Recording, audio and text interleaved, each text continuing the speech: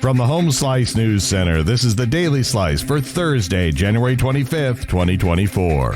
I'm D. Ray Knight. This is what's going on.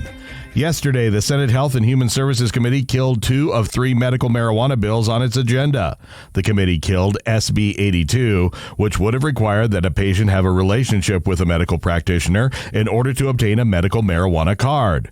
The committee also killed HB 1036, which would have required medical cannabis dispensaries to post a notice that being a medical marijuana card holder can make it illegal to buy or own a firearm under federal law. Both were sent to the 41st legislative day. A leader of the South Dakota Senate is taking time off for a medical issue. Amy Rose has the story.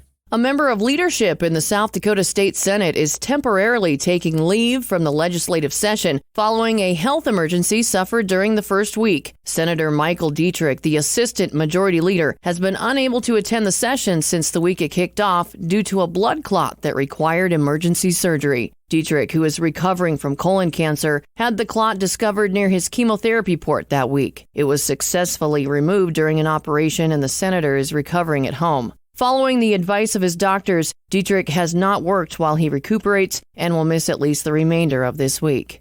The South Dakota legislature is considering a state constitutional amendment clarifying whether low-income people could work to receive Medicaid benefits.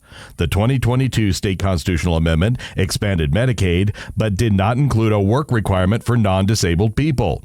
The resolution passed the Senate State Affairs Committee on a 7-1 vote and now moves to the Senate floor. If passed, the resolution would put the issue on the 2024 ballot for voters to decide.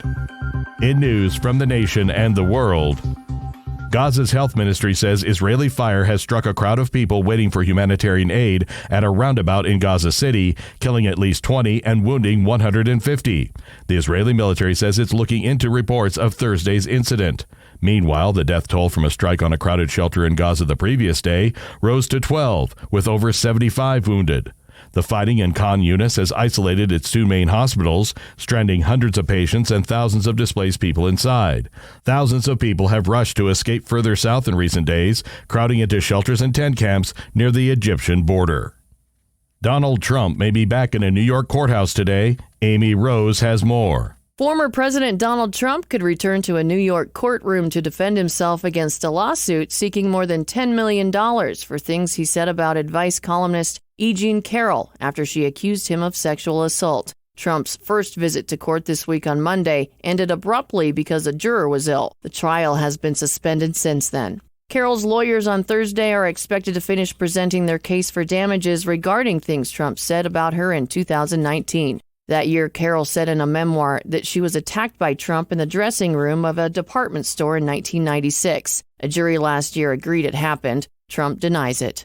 Federal officials are clearing the way for grounded Boeing planes to resume flying. The FAA said Wednesday that it had approved an inspection and maintenance process that the planes must go through.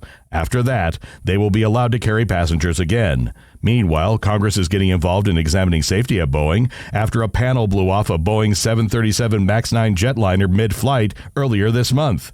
Senator Maria Cantwell of Washington State says Boeing leadership must put safety ahead of profits. She plans Senate hearings. Your weather forecast from the Home Slice Weather Center. Sunny and 50 today, low tonight, 31. And that was your Daily Slice for Thursday, January 25th, 2024. The Daily Slice is a production of Home Slice Media Group, hosted by D. Ray Knight with Amy Rose. Executive producer Mark Houston. Engineered by Chris Jaquess. I'm D. Ray Knight. Have a great day.